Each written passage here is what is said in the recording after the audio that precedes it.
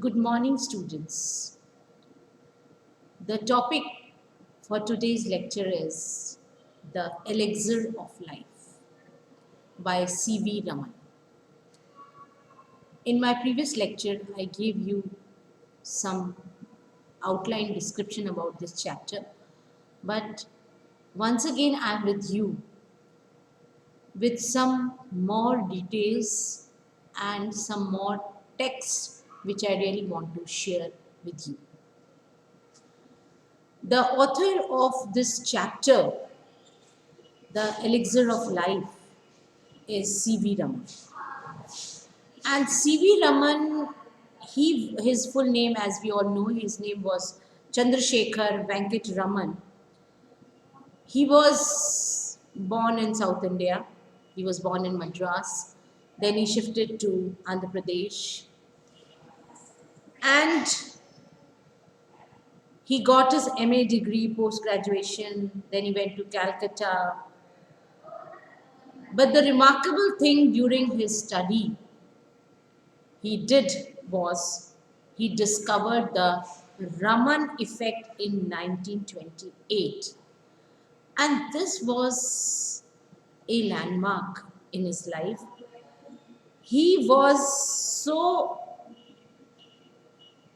popularly known for his scattering of light that he was awarded for Nobel Prize for Physics in 1930. Students, I really want to tell you that Nobel Prize is a prize that not only bring laurels to the author, to the individual person, to the person in individual capacity, but also it brings an honor to a country. So he became a person, a personality which everybody would like to imitate, would like to join, would like to make. In 1934, he became director of newly established Indian Institute of Science in Bangalore. Why I want to read certain text, I want to share certain text with you, because this topic, the elixir of life, is not an article in itself. It is an article which is which has paramount, I would say, importance in life of human being. This matter, or this, I can say, topic is concerned with the human existence, because as we all know that there are certain things without which we cannot even imagine to survive in our life. So that is why this particular substance is called Amrit. And Amrit means which brings life to death. In Upanishads it is written, Tamso ma Jyotirgamaya, Mrityur ma Amritam Gamaya.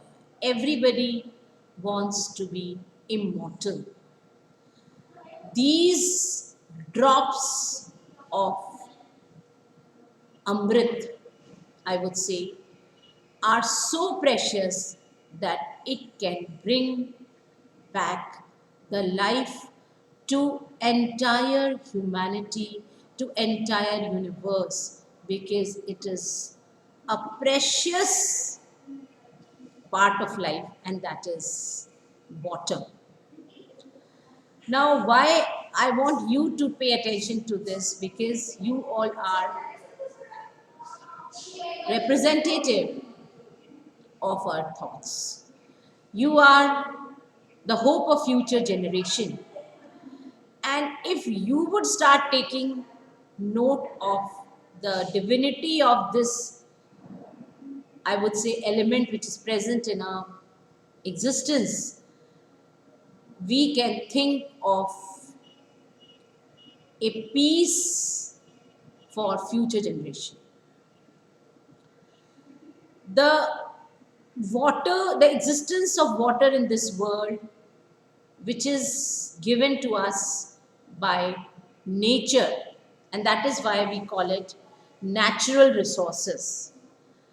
But these natural resources, since they are very much natural, they need our importance also, because if we blindly keep on misusing it, if we blindly keep on taking if we blindly unnotice it, and we are not preserving or conserving it for future generation, the time would come when the civilization would come to an end. Students who have read history, they must have also seen that great civilization like Indus Valley civilization and all these civilizations, they were destroyed because of water. They had ample water, but since the water or the rivers, they changed their course, it was, the entire area was converted into desert, and that is why that was one of the major cause of declination of civilization. Now, I begin with the chapter and say that man has through the ages sought in vain for an imaginary elixir of life, the divine Amrita, a draught of which was thought to confer immortality.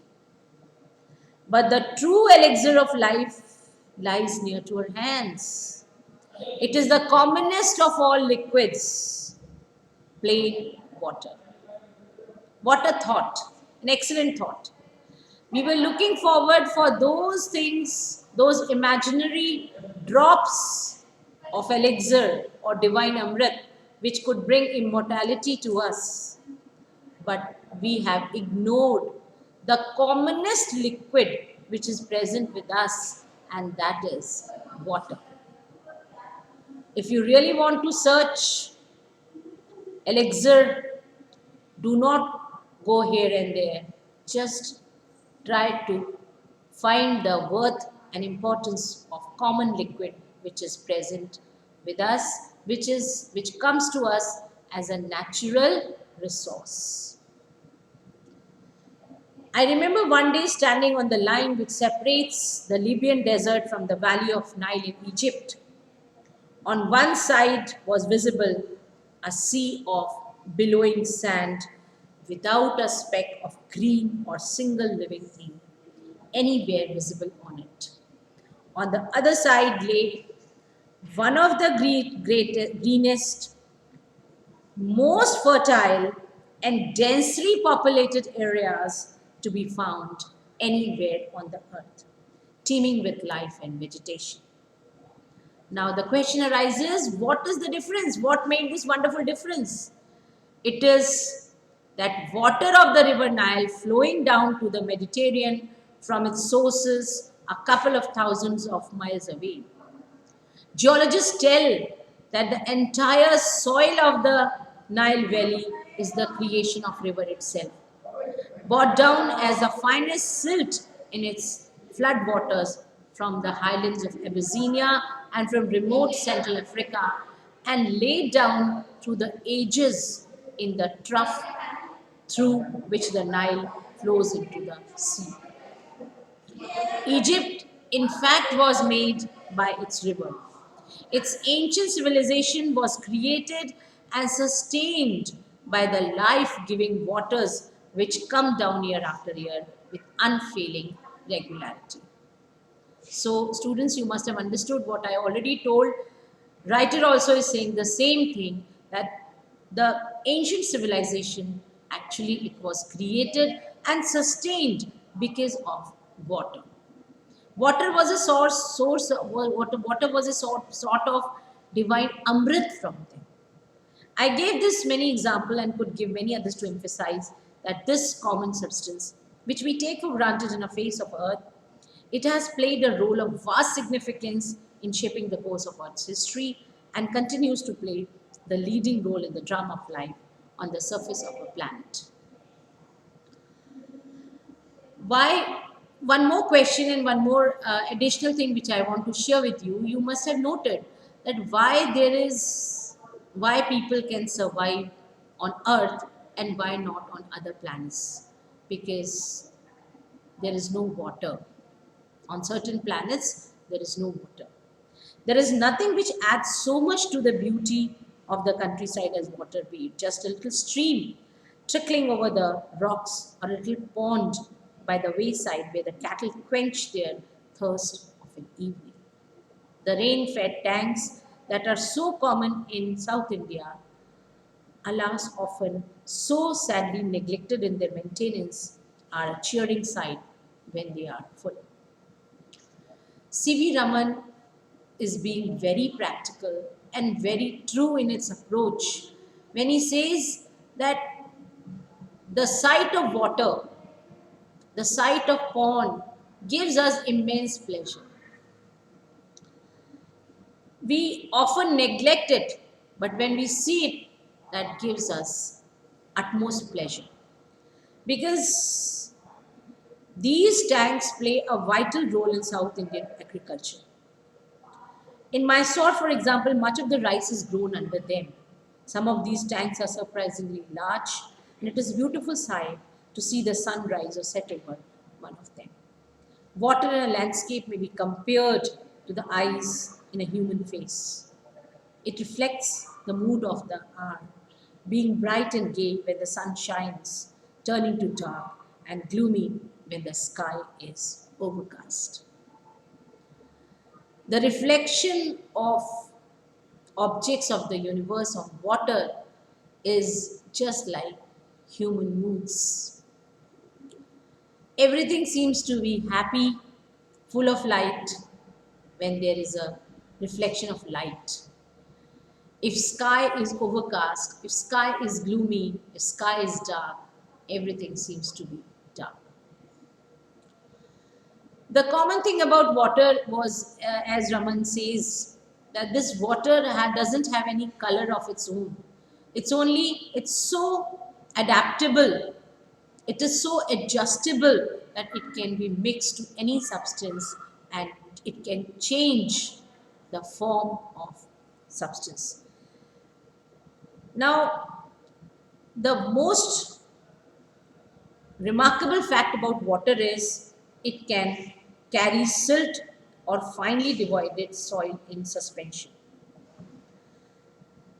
We also see that the color of water seems to be different because the color varies with the nature of earth in the catchment area and is most vivid immediately after a fresh inflow following rain. You all must have seen, if you have been to any riverside, if you go to, let us talk about the perennial river Ganges. And if you look at Ganges and you find that the color of water seems to be different according to the season. In rainy season, the water looks different. In winter seasons, the water looks different. And in summer season, the color of water seems to be different. Because the color of the water changes successively from the muddy red or brown of silt through varying shades of yellow and green, finally to the blue of the deep sea. That great tracts of land have been formed by silt, thus deposited is evident on an examination of the soil in alluvial areas. Such land, consisting as it does of finely divided matter, is usually very fertile. The fertility of land also depends upon the water and the I can say the quality of water which contains lot of deposits in itself. So that is all for today. Tomorrow in my next lecture, I'll bring some more things about. I shall share some more text of Elixir of Life and tell you the importance of water in our life. Thank you. Thank you so much.